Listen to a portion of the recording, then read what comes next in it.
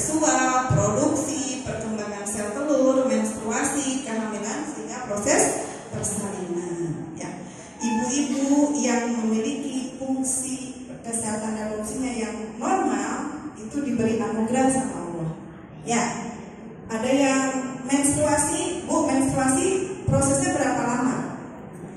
Ada yang seminggu, mules gak, Bu? Mules. Nah, di mulesnya itu dikasih pahala sama Allah. Bahkan ada keterangan ya, Bu Pen. Kalau misalnya si perempuan itu biasa sholat, biasa tahajud, biasa dia datang akan selalu dicatat. Enak gak? Enak ya kalau istiqomah gitu ya, Bu. Oke, lanjut. Nah, ini Bu ya, punten ieu mah sanes anu sasaha, saya mau abi, sanes. Kayak ngendol di abal. Jadi saya cari gambarnya yang memang gambar bukan asli. Pernah saya nayangin yang asli, mumpun masa ketika mau. Gitu ya. Oke ya, ini primer eksternal genitalianya ya. Tadi udah kenalan ya Bu ya. Jadi pami ibu nuju ngajogo, cobi di kacaan, foto, itu modelnya. Itu ya. Oke, lanjut. Nah, kalau yang sebelah itu betul yang sebelah. Nah, kalau gambar yang sebelah itu adalah nanti ini kan anatominya. Nah, yang sebelah adalah nanti fisiologinya atau manfaatnya. Untuk apa sih manfaat ada Allah ciptakan kesehatan reproduksi ini? Nah, ini nanti bersinergi dengan hormon, dengan otak, dengan perkembangan dan pertumbuhan badan si wanita itu. Oke ya. Oke, nanti lanjut deh. Nah, seorang wanita dikatakan dewasa, Bu, karena umur atau karena menstruasi? Nah, kalau di agama mah menstruasi patokan dewasa ya. Ihtilam, ada mimpi basah, Bu, kalau perempuan? Jarang ya, ada sih tapi jarang. Ibu pernah? Ibu jadi pengen tahu mimpi basahnya. Ya. Jadi nanti, nah ini ketika dalil-dalil tentang haid ini bahwa mereka bertanya kepada tentang haid, katakanlah haid itu adalah kotoran. Kenapa disebut kotor ya? Sampai ke orang Yahudi menjadi orang Arab zaman jahiliyah itu menginginkan wanita-wanita yang sedang haid ulah makan barang cingirkan. Tapi pas waktu dia mau bereproduksi, mau hubungan seksual disampaikan. Nah, kotoran. Kenapa disebut kotoran? Karena darah itu keluar ya dari rahim, jadi endometriumnya itu meluruh gitu ya. Nah, udah meluruh keluar darah. Nah, kalau terjadi hubungan seksual ketika menstruasi, itu resikonya besar. Bisa jadi terjadi infeksi pada suami juga pada istrinya. Dan ada perkembangan ternyata kalau ada hubungan seksual di masa haid itu ada nanti penyakit kanker leher rahim. Bisa jadi kanker di endometriumnya. Makanya ada mungkin istilah endometriosis. Jadi endometrium harusnya bertumbuhnya di rahim aja, Bu. Ini numbuhnya di mana, Bu? Karena lagi orgasme ke bawah pembuluh darah, akhirnya dia nyampe ke jantung. Endometriumnya, Bu ya, harusnya di rahim kan. Ada yang pencernaan, itu ngeri sekali. Sakitnya luar biasa katanya. Itu baru katanya ya. Oke, terus nah, haid itu adalah sesuatu yang ditakdirkan oleh Allah kepada cucu-cucu wanita Adam. Nah itu ya, jadi ini merupakan sunatullah, kita diberikan normal ya, ibu-ibu yang bisa haid. Tapi ada juga ibu yang tidak bisa haid, ada ya. Gara-gara apa? Di KB, di KB tehed, ya dah alim cuma kedua orang kali. Padahal namanya punya anak mah sudah ditentukan oleh Allah ya, bukan aturan manusia. Lanjut. Nah ini ada penyakit organ reproduksi, ada infeksi menular seksual, ada juga polikistik. Jadi ada apa? Polikistik di bagian telur ya, Bu ya, PCOS. Ada juga radang panggul, endometriosis meiosis dan juga ada fibroid rahim atau biasa dikatakan tumor atau miom kayak gitu, sejenis-jenis kayak gitu. Lanjut. Nah, ini beberapa penyakit sama aja ya dengan tadi. Nah, ini mah yang sehari-hari punya yang biasa kita dapat. Dan masalah dalam kesehatan reproduksi itu biasanya ada keputihan, ada keluar dari darah di luar siklus, ada infeksi vagina juga, ada infeksi menular seksual seperti kutil kelamin, herpes, sifilis, gonor. Itu. Nah, kita bahas satu-satu. Nah, ini ada di bagian kita ini ada yang normal dan juga ada yang pembesaran bartol ini. Ini saya sering nih ibu-ibu yang sudah menopause juga sering ada nih. Jadi baru satu lagu. Makanya ibu-ibu yang sudah menikah nggak apa-apa ya kalau lagi cebok cik cagapan sakedik ya. Disusur, baru pilih, tentara biasanya ujung-ujung agung sageung kieu bu. Ieu teh sageung kieu bu, ngajenol, dilebetna nanah gitu biasanya. Jangan dicek aja nggak apa-apa ya pelan-pelan.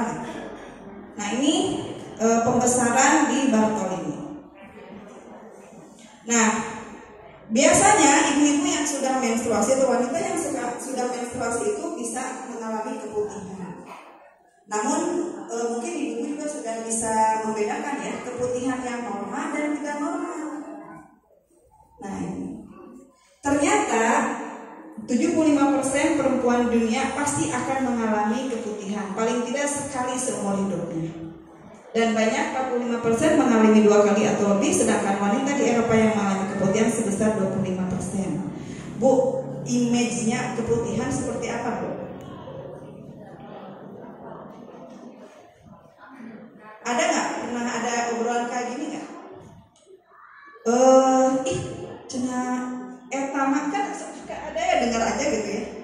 Etama ada jibrang cenah gitu atau basah becek gitu. Itu normal atau tidak?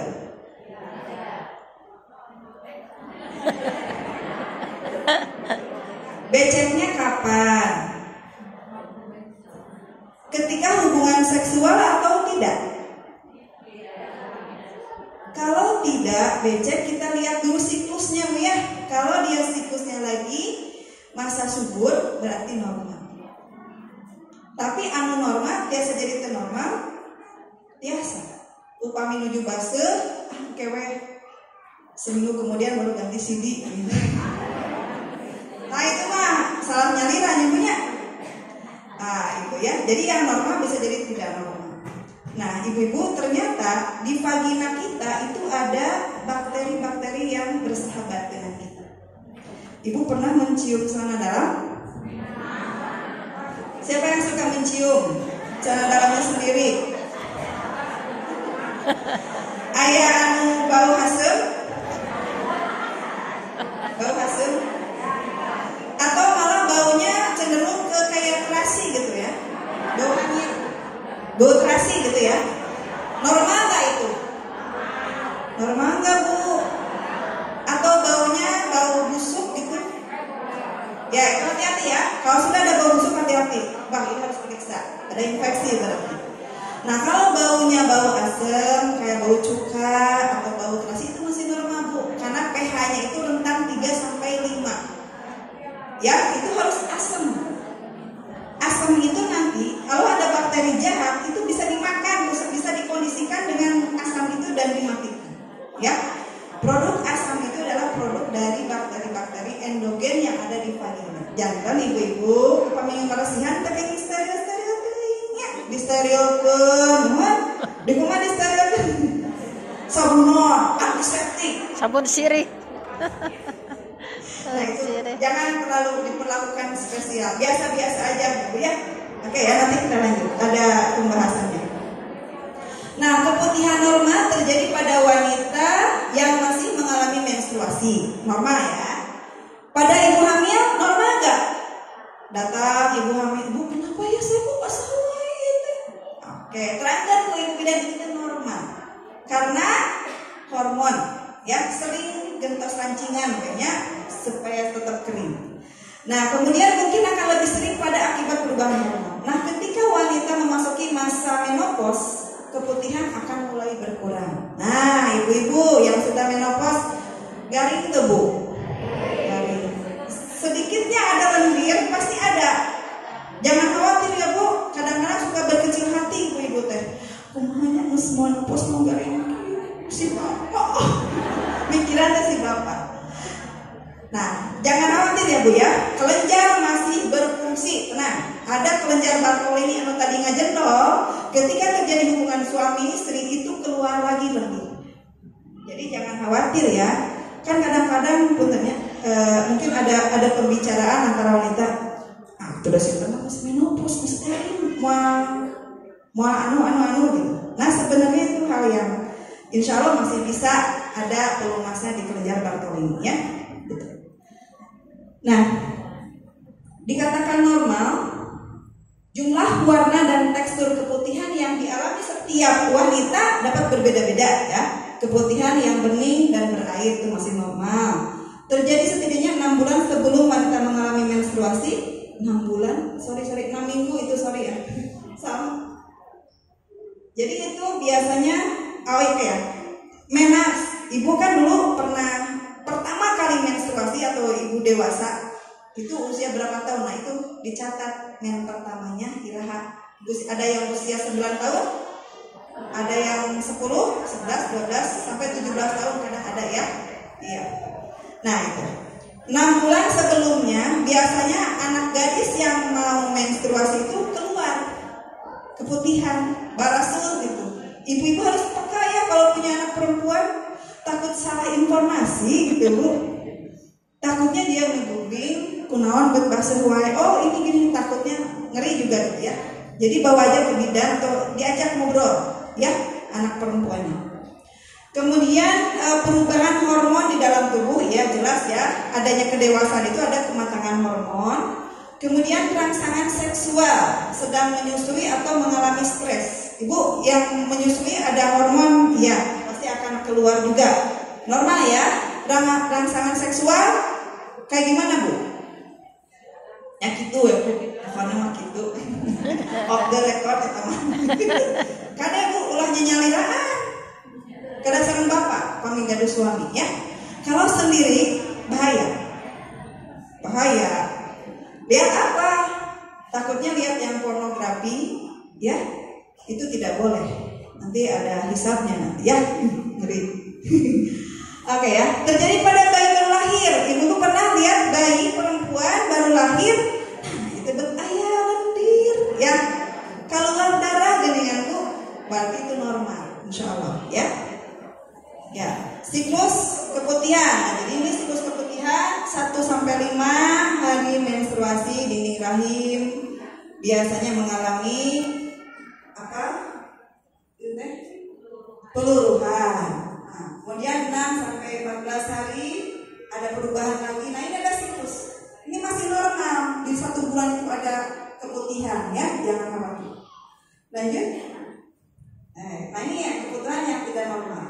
Keputihan yang tidak normal disebabkan infeksi jamur, bakteri, parasit ya. Nah di sini ternyata keputihan yang abnormal juga bisa menjadi 2 jenis. Ada infeksi tidak menular dan juga yang infeksi yang ditularkan oleh pasangan ibu-ibu. Ya, jadi sekarang saya pernah ada data gitu ya di puskesmas. Ada remaja, segerombolan remaja SMA, dia diperiksa sifilis parositik Bu. Sifilis itu kencing nanah. Dari mana mereka dapatkan itu? Berarti remaja tersebut melakukan hubungan seksual, zina, jarinah, barudak. Di mana nggak tahu. Tapi dia dapat dampaknya. Dampaknya adalah dia terkena penyakit kelamin, kencing nanah. Segera diobati karena itu bisa sembuh, insya Allah. Kalau disiplin minum obat. Setelah sembuh tobat. Sebelum sembuh juga harus tobat ya, menyadari dia salah, tobat harusnya. Kalau dia tidak tobat, nanti ditambah kualuh penyakit HIV, ya, ada penyakit apa lagi? kutil kelamin gitu lebih ini lagi ya, kanker juga ya, itu ditambah. Bukan karena salah Allah, bukan Allah yang zolim, tapi manusianya yang zolim karena perilaku sendiri yang salah. Itu. Nah, itu dikeluarkan secara seksual. Ya, kalau misalnya gimana kalau suami saya terkena itu, segera obati. Ya, ada pasangan yang terkena, segera obati. Biasanya dua-duanya Bu di kariosan teh kalau ada gejala begitu. Jadi dua-duanya diobati supaya sembuh. Karena seperti bola pingpong, anu hiji sembuh, anu hiji tak sembuh mah akan tertular, ya. Dan bisa menularkan ke bayi baru lahir. Cirina bayi yang terkena gonoru atau sifilis itu biasanya matanya belekan, langsung belekan parah di sana. Itu salah satunya. Ya. Lanjut. Nah, ada beberapa faktor biasanya mengkonsumsi pil KB dan obat kortikosteroid, menderita penyakit diabetes, berhubungan seksual tanpa kondom, dan sering berganti pasangan. Kan? Mungkin ya. Tapi dulu pernah nggak kondom? Enggak? Dibulikin banyak? Oke kan? Tapi kalau lagi sakit, suaminya kan sakit, ada sakit menular seksual, harus menggunakan kondom ya ini. Kita juga harus bisa menjaga diri. Walaupun suami kita kalau sakit bayar di kondom mandi jasa negara ya supaya ganteng. Biar aman, maksudnya aman ke kitanya gitu ya. Oke ya, hubungan seksual tanpa kondom memiliki daya tahan tubuh lemah, misalnya akibat penyakit HIV atau AIDS, mengalami iritasi di dalam atau sekitar vagina, menipisnya dinding vagina akibat menopause, lalu sering membersihkan area wanita dengan sabun yang mengandung parfum dan sabun antiseptik. Itu tidak boleh ya. Sering-sering disterilkan, nggak boleh, akhirnya lecet Bu, akhirnya infeksi, bukannya malah sembuh jadi infeksi. Lanjut, gejala keputihan, keluar cairan dari vagina, gatal, kadang-kadang gatal, bercah, kayak putih, kayak pecah, putih susu yang pecah. Pernah Bu ada yang mengalami itu kena jamur Bu. Kena jamur itu biasanya sama ibu bilang dibersihkan sampai dalam. Dinding vagina itu penuh dengan mayones. Kayak mayones ya. Itu dibersihin, harus dibersihkan karena kalau kita hanya ngebersihin sendiri itu nggak bisa. Jadi harus sama ibu bidan ya. Oke, lanjut. Gatal, nyeri di panggul, nyeri saat buang air kecil. Nah, dari keputihan yang abnormal itu bisa nyeri pipis Bu. Ya, jadi jenjerikan dunia. Air jenjernya karena biasanya berperan juga bakteri endogen yang masuk ke saluran kencing, ke lubang pipisnya. Ya, hati-hati. Pemijenjernya ibu sok dikumahakeun. Seger-eut. Ya, pertolongan pertama pada jenjerihan adalah banyak minum. Supaya apa?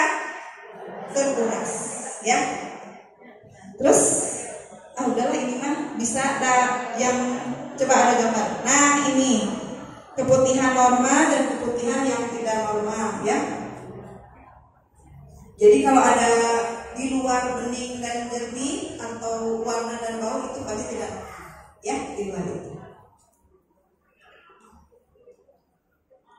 Tips menjaga kesehatan reproduksi wanita. Bersihkan organ intim dengan benar. Caranya membersihkan cebokna ti payun kang pengker. Sanes ti pengker ka payun namanya. Biasanya kalau ibu menggunakan air keran atau cebok pakai tangan atau pakai gayung di rumah sendiri ya. Kalau di tempat umum pakai keran atau pakai gayung? Harus pakai keran ya Bu ya, karena tempat umum itu kita nggak tahu, orang bisa aja jahil, cebok, ya dikobok, China kotor gitu ya. Jadi kita harus bisa tahu ini airnya bersih atau tidak. Lebih baik menggunakan keran. Dari depan ke belakang ya. Konsumsi makanan sehat. Nah, ibu-ibu nih, dievaluasi nih makanannya nih. Sekarang kan lagi viralnya seblak. Ulin Cibatu ya. Seblak Rafael. Seblak gitu ya. Tolong ya ibu lebih banyak kalau sudah usianya di atas 50 atau di atas 40 ya, semua usia sih. perbanyaklah makanan buah-buahan, sayur ya Bu ya, supaya basah tubuh kita. Kalau basah, kanker tidak akan hinggap. Dia nggak mau kalau kondisi potensial hidrogen kita itu basah, nggak enak buat kanker ya. Kelaparan kanker jadi marawat sih selamat ya. Dibiasakan makan buah-buahan ya. Penduduk surga apa makanannya? Buah-buahan. Buah-buahan, tidak ada seblak di sana ya.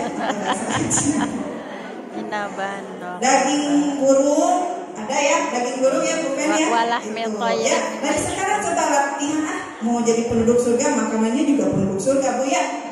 Nanti di surga itu dia akan ngobrol begini bergumam, hadaladi ruzikna min qablu. Oh ini gini di dunia teh padahal dimakan juga di surga itu ya. Gitu. Itu rezeki yang sudah Allah siapkan untuk manusia ya. Jangan dilewatkan. Ada buah yang aneh, beli kalau bisa mah, pengen nyicipin, mumpung masih kena hidup Bu. Kalau udah meninggal baru-baru. Ya. Oke, beberapa asupan nutrisi yang penting bagi kesehatan reproduksi, protein. Dari mana Bu protein didapatnya? Telur, Tahu, tempe, ikan, telur, nanti daging ya, daging mah menawis yos kentos penuh, ya. Kemudian lemak sehat, dari mana lemak sehat Bu? Jando Bu, enggak. Dari alpukat ya Bu ya, alpukat itu lemak sehat. Terus apa lagi Bu yang sehat-sehat? Minyak zaitun ya, lemak-lemak dari ikan itu sehat semuanya untuk membersihkan pembuluh darah. Antioksidan, serat serta vitamin dan mineral seperti selenium, itu menjadi mineral ya. Oke, karena kita tidak tahu kandungan dalam buah-buahan itu ternyata sangat sempurna gitu. Mineralnya, vitaminnya itu. Makanya harus kita selama hidup itu mencoba buah-buahan. Abdi mah teresep karena misalnya teresep karena duren ya. Bu rugi kalau nggak suka duren. Cicipin dikit aja pasti ketagihan. Udah sehat kolesterol, nyamun atuh mana ulah sasila. Kalau ibu punya sasiran, bagi-bagi ya Bu ya. Nah gitu ya, cicipin semuanya. Nggak ada Bu, sian asam urat meningkat, makannya segimana dulu. Kalau makannya kebanyakan, pasti akan jadi kayak gitu ya. Semua yang berlebihan pasti akan berakibat ya. Jadi sedikit aja kita cicipin. Ya, buah-buahan, sayuran, kacang-kacangan. Nah, kacang-kacangan jangan dianggap sebagai itu protein paling bagus. Senang sayur kacang? Anu atos bali. Enak ya? Diangetin, sarang ikan sepat ya Bu ya. Jantung lapar Bu. Ya itu ya, itu bagus ya. Anak-anak kasih ya. Anak cucu kita kasih kenalkan makanan-makanan itu. Ya. Kebanyakan anak-anak sekarang itu kenalnya makanan instan Ibu. Pocky jelly drink, tahu nih? Umur 3 tahun udah kenal aja minuman anu itu ya. Itu kan sekali-kali mah boleh lah menikmati selama hidup. Tapi kalau dijadikan makanan utama sampai anak gak mau makan, ini juga gitu ya. Kenalkan ya Bu makanan-makanan yang sehat pada anak-anak. Gak meski mahal, terjangkau ya. Telur, susu, daging, ikan, penuhi kebutuhan cairan ibu-ibu. Coba ibu-ibu hari ini udah minum berapa gelas? Belum? Segelas. Nah, baiknya bangun tidur itu 1 gelas minimum harus masuk ya. Supaya apa? Ada penelitian bahwa ketika kita bangun malam minum 1 gelas itu untuk menyehatkan jantung, soak jantung agar tidur oke. Karena dia terus bekerja, ya. Jantung bekerja atas perintah Allah ya Bu ya. Dia itu lagi zikir aja. Zikir berhenti kata Allah, ya berhenti. Dia udah mati orangnya ya. Oke ya. Kalau stres ibu-ibu pernah stres nggak?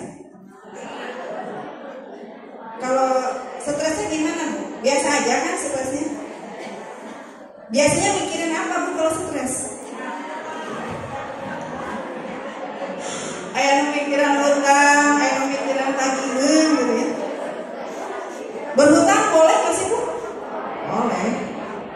Mikirin apa lagi coba yang paling dominan gitu ya Bu ya? Kalau